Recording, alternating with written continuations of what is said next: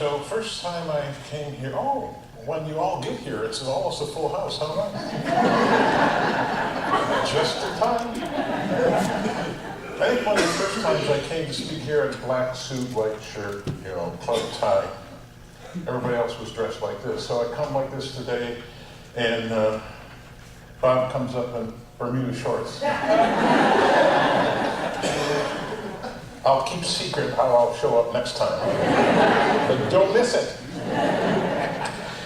Before I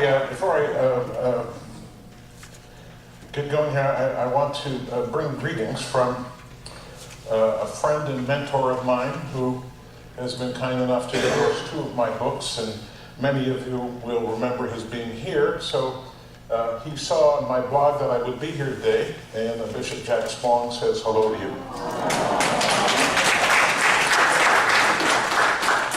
He's still being a challenge. That's what we're here for.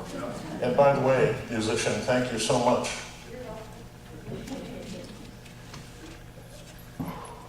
I speak from experience when I say that a lot of us gather in these Sunday communities to be uplifted and affirmed and comforted, among other things.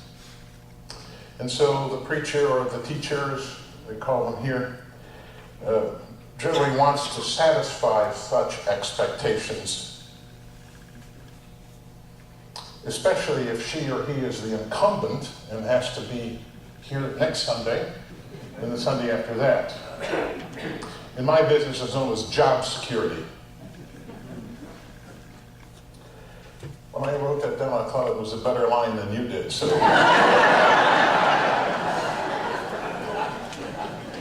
But Sunday talks, let's call them that, Sunday talks must occasionally deal with unpleasant matters. So this Sunday talk is going to be one of those. So 2 things. You've been warned. And second is, I don't have to come back next Sunday. Now that said, it is a regrettable fact that America, along with much of the world, is now awash in inchoate fear and loathing. When you think about the arc of violence that began, say, in Columbine, and for now and only now has bent as far as Dallas and then again in France. And yet, in fact, it really began in neither place. It didn't begin with the slaughter of Native Americans in the 19th century in this country. It didn't begin with the dehumanization of African American slaves during the times of slavery and Jim Crow.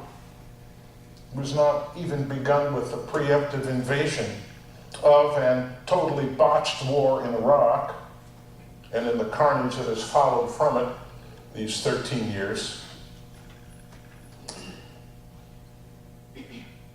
Like Jack Spong, I am a scholar of a certain brand of scripture. So I might say this all began kind of with the myth of Abel and his murder at the hand of his brother Cain over an argument. What argument?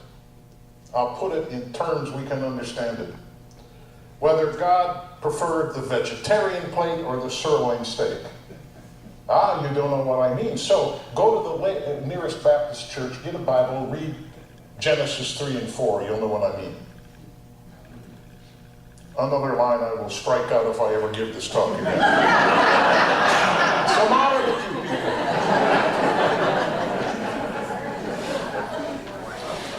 What was begun with that story by the Genesis writer as many as 3,000 years ago was a realization that what eventually would become Rodney King's famous plea, can't we all just get along, that would never come to pass in human history. That's what that story's about. And by the way, we have a presidential campaign just now that proves what I just said. Okay, get the drug drugs in here because these people are asleep. I'm just dishing out one good line after the other, and you're sitting there like you were in church. You're not in church.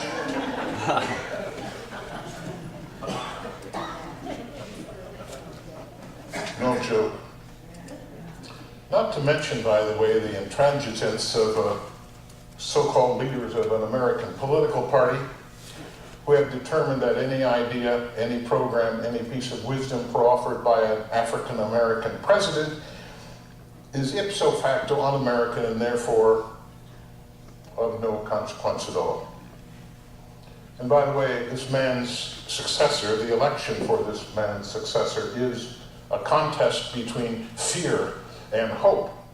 Some of us discussed those terms in the 9 o'clock cabal back there.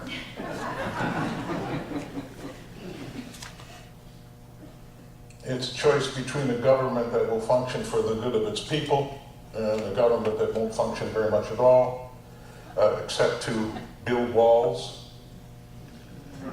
demonize the alien, and make life better for the 1%. God bless America. Well, whence the wisdom to create this more perfect union that our constitutional parents were perhaps thinking of 225 years or so ago?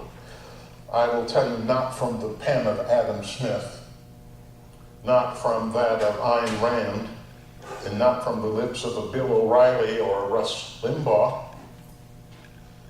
and probably from no person who has ever been president of the United States, with the exception of Abraham Lincoln. And you'll know exactly what I mean if you Google when you get home, not now, when you get home, his second inaugural address. You'll see what I mean. Meanwhile, the short version of the answer to the question, whence the wisdom, came in a telling response given by Hillel the Great 2 millennia ago. He was it's probably legend, but it's a good story. You probably know it. He's approached by this man who's really impatient. He's on his way to something. He says, oh, by the way, Rabbi, I need to know these 613 commandments in the Torah. What's it all about anyway? I need a quick answer. In fact, I want to be able to stand on one foot without hanging onto the lectern. And Hillel says, it was the original soundbite. What you hate, do not do to another, period. Now, most of our moms and dads probably quoted from a different version that goes this way, do unto others, ... You can fill in that blank, right? It's been petty pointed in, a lot of living rooms where I come from. Is that the word, petty point? When I grew up, I thought it was petite point. But, it sounds so good and feels so good to think that that's how we have conducted our lives. I mean, we have virtually no crime, no killing, no theft, no cheating, no torture, a little adultery, but other than that, no life in prison, no life in prison, no capital punishment, no misogyny. Oh, wait. I'm convinced that Hillel the Great knew that the Torah was a hope, not a reality. Okay, so we're exhausting research. Where do we go now for the wisdom to get us out of this mess?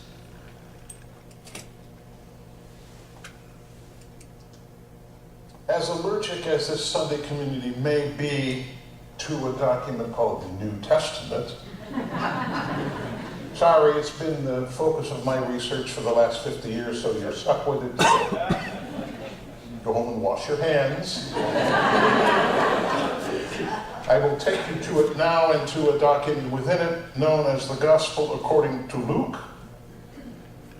I'm one of about 3 scholars in the field who think Luke was a woman. You'll like me more because of that, I'm sure. And to its take on human affairs and humanity in general, is about as optimistic as the Bible gets, and the Bible can get pretty, tough. And among Luke's most recognized work is a thing known as the parable of the Good Samaritan. Now you think you know what it's about, but I'm going to tell you what it's really about, so pay attention. It's of the best known because its compelling plot is something that any of us can connect with. Oh, sorry, Carol, I ended the sentence with my PhD in English cousin is here listening to every word. I just ended the sentence with a preposition. She doesn't work on Sundays.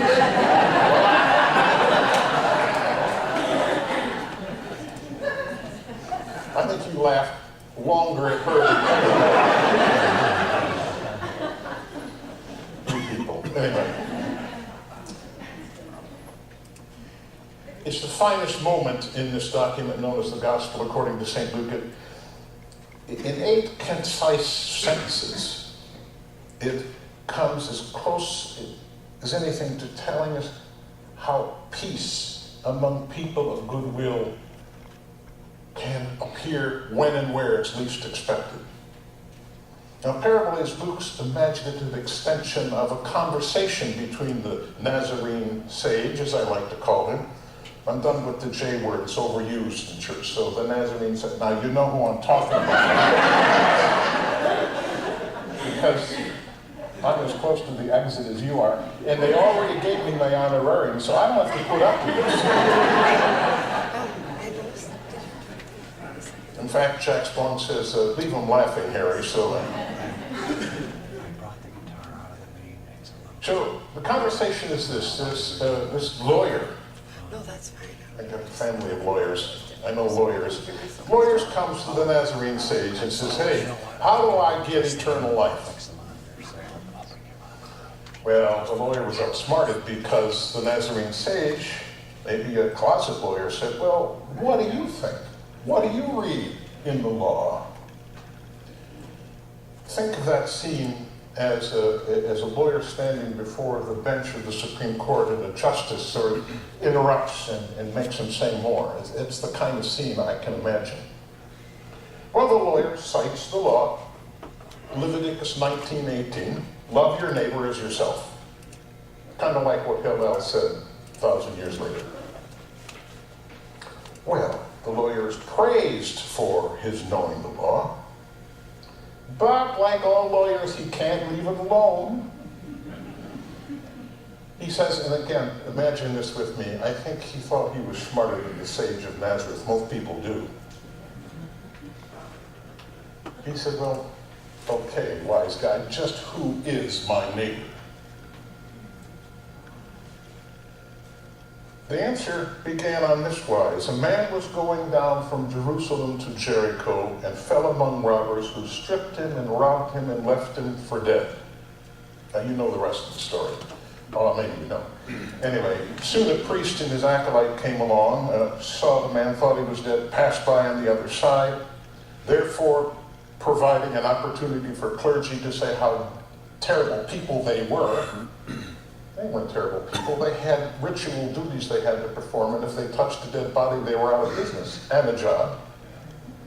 Such was the religion at the time. Now, my beloved teacher, and for a time Jack Strong's teacher too, George Arthur Buttrick, largely forgotten in the field now, but he wrote of this parable, quote, people may live divided only by a narrow wall and yet not be neighbors. People may live with no intervening wall and yet not be neighbors. Where do you go from there? He's telling us that nearness does not necessarily make neighbors. We kind of know that, don't we, at home? Unfortunately. What makes neighbors, it took me a long time to figure it out, is the conjunction of resource and need, or need and resource. That's what makes a neighbor. And that requires the breaking down of barriers set up by people against people, such as in its day, the barrier between Samaritans and Judeans. And what was true of that barrier in the first century of the Common Era was that Judeans, or Jews, we would say, they're all Jews there, but Judeans thought of themselves as pure Jews, as opposed to the up north Samaritans, whose ancestors had intermarried several centuries earlier with the Assyrians, who were first conquerors and then immigrants. Blame it on the immigrants. To the Judean, therefore, the Samaritan was tref. You know, the word T-R-E-F, Hebrew, means unclean. But the Samaritan of this parable was described as being unconcerned with such barriers, and the minute he saw the guy in the ditch, he plowed right in, save him if he could. Now, the story doesn't tell us much about the Samaritan at all, no names. But he was of and from Samaria, and therefore you're supposed to think he brought with him all these awful things, perceived false attendant upon his origins. Either way, the Samaritan might have had little to lose in the cultic sense. He wasn't a priest or a Levite. He could just do what he needed to do or wanted to do. But when you think of that road, still there, down from Jerusalem to Jericho, it's a drop of 3,400 feet in less than 10 miles. It's a direct drop of 0.6 of a mile if you were going down without, the help of an elevator or your own feet. And history, it's history that road was, and perhaps still is for all I know, given what's going on in the Middle East, a place where bad people would hang out to victimize good people. So risk of self-well-being was present. Now, what in Luke's imagination would have been the motivation for this guy, this Samaritan, to turn aside to administer first aid, to convey this victim to a hostel, and then to hand over money to pay for his keep, and then promise when he came back he'd pay more? Bye. Your phone's ringing. Tell him you're busy, will you? Little story. I was doing a funeral, big funeral in my church. Most people I didn't know, and I'm standing near the lectern as I am, and a phone goes off. And so I stop. And the woman is in the second row, and she gets it out of her. She says, "What?" You handled it very nicely. Well, I'm going to tell you what the Samaritan, here's you can take this home with you, this next thing. The Samaritan turned a crime scene into a neighborhood. Did you sit down? Are you looking at my notes? The Samaritan turned a crime scene into a neighborhood. Now, the city of my birth, often neighborhoods are turned into crime scenes. I was born in Detroit.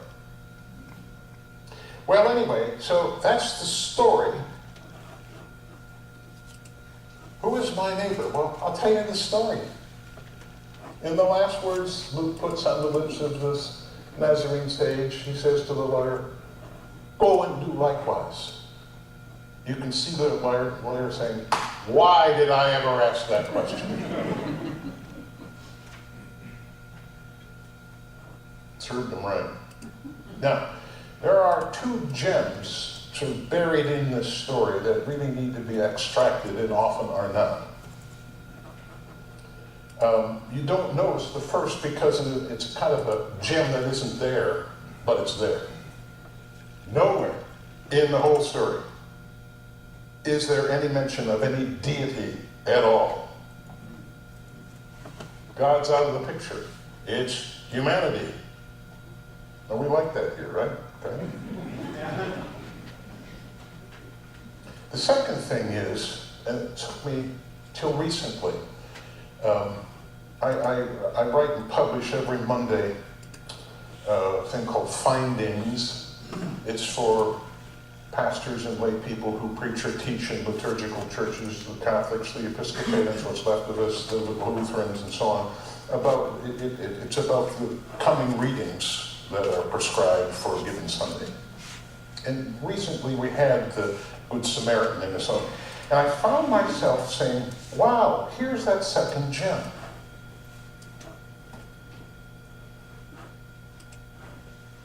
The evil present in the violence committed by the brutal slaves was not met with more violence.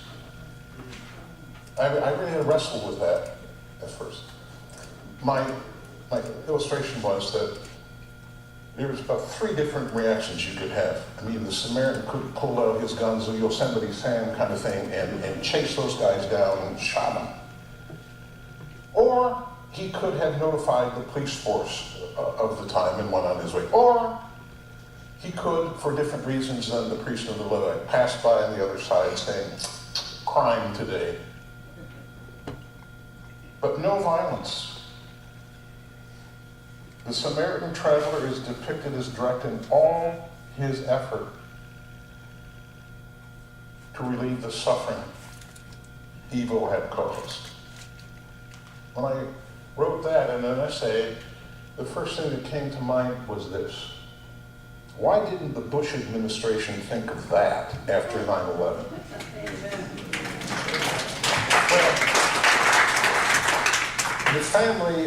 the families and the loved ones of those who were killed kind of was parceled out, dime by dime, but we spent billions of dollars destroying Iraq, which isn't doing any good at all.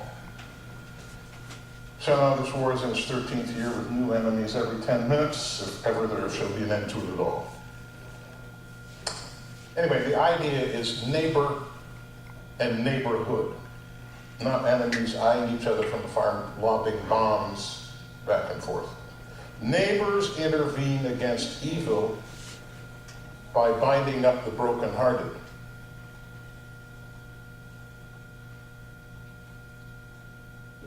By crossing barriers, by breaking them down, and not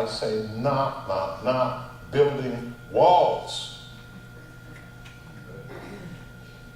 The barrier between Jew and Samaritan was crossed and removed, this is in Luke's imagination, in a simple act of kindness and mercy that must have been really risky from the get-go.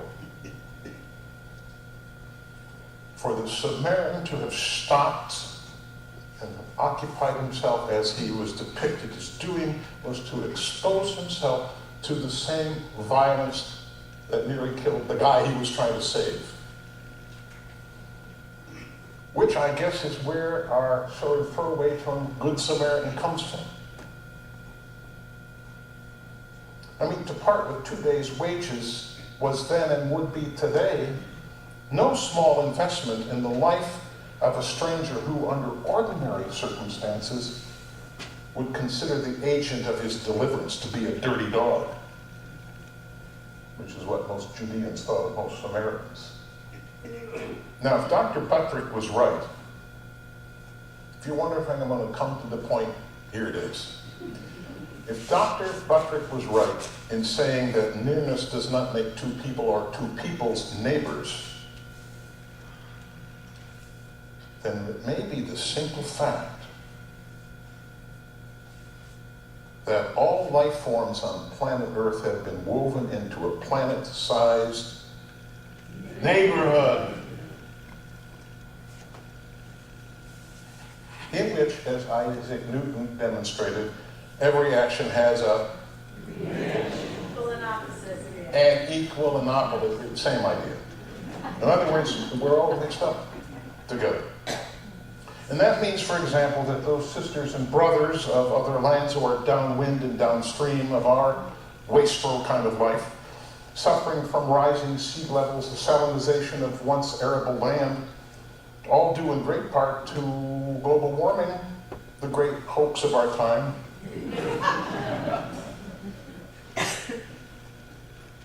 What they are they're like the guy going down from Jerusalem to Jericho, who's lying in the ditch, half dead. The Samaritan stopped what he was doing and did something else. Clue, we need to stop doing something and do something else. Perhaps, at the very least, care for those whose lives are being eroded away by the consumerism of first world nations. Guilty, you're all guilty, I'm guilty. I know the Tosas walked here. I did not walk here, so the Tosas did their part today. They did not burn gasoline. The great John Donne, pronounced that way, D-O-N-N-E, said what I'm saying, what Luke was saying, better than anyone ever has in any language I know. And we let him now speak from the grave, as he wrote in his, I think it was his 17th meditation in the year 1624. You'll recognize the words right away. And you'll have to excuse his non-PC pronouns because language was different then. No man is entire of itself. Every man is part of a piece of the continent, a part of the main. What did he say? If a cloud be washed away by the sea, Europe is the less, as if a promontory were, as if a manor of your friends were, as if your own house were. And then, you should have been a lawyer, making an argument. He sealed forever his vivid idea with these 5 convicting words. I am involved in mankind. So are we, is each one of us, because human suffering is not only on that road between Jerusalem and Jericho, many roads, many places, and it involves us because as much as we might think we are not islands unto ourselves. The man in the ditch between Jerusalem and Jericho, wherever he lies in pain, is our responsibility. So, what you hate should have happened to you, do not do to another. Do not cause it to be done. Don't condone its doing. Because not only are we our sisters and brothers keepers, what are we? We are our sister's sister and our brother's brother. It's all in the family. Because for better or for worse, we are all involved in mankind. All those years in taking Latin pay off. So, I never did it. I never looked up the word involved. I'm sure Dr. Dunn knew the Latin. Comes from a Latin word volvere, which means to roll. Involvere means to roll in. Carries the meanings of wrapping up, enveloping, connecting, mixing. So, the other week, I was watching The Love of My Life, stirring up cake batter. I think I requested the white cake. I could eat that kind of stuff now. So there was the cake mix, there was the egg, there the water, there the oil. And then came this dim light went on over my head, and I said, holy cow, that's what involvement means. Individual entities rolled into one another, thus becoming involved, right, involved. Imagine a world that worked that way. Good thing that kind of world embraced the man going down from Jerusalem to Jericho and Luke's imagination. When the Samaritan came upon him, saved his life. I thought, as I was putting this together in my head, I think that's what it's about. In the end, and the beginning, and in the middle. What C3 calls common humanity. I know you're on to diversity now, but I was thinking about this when you were talking about common humanity. The Samaritan of Luke's imagination saved the life, and in so doing, as we have said, turned crime scene into neighborhood. Question: can that work on the larger scale? You want to hope so. We who hope in theory, which is so easy to do, need to hope kinetically. Or putting it more directly, as did the author of yet another New Testament document known as 1 John, my favorite passage in all that stuff. There is no fear in love. Anybody know the rest of that besides my cousin? There is no fear in love, but what? Perfect love casts out fear. Now, love is not the kissy, facey kind of love. We're talking. It's a Greek word that means giving it all and not asking for anything back. If ever there were a time when fear needed to be overcome by faith, hope, and love, these three, it jolly well is now.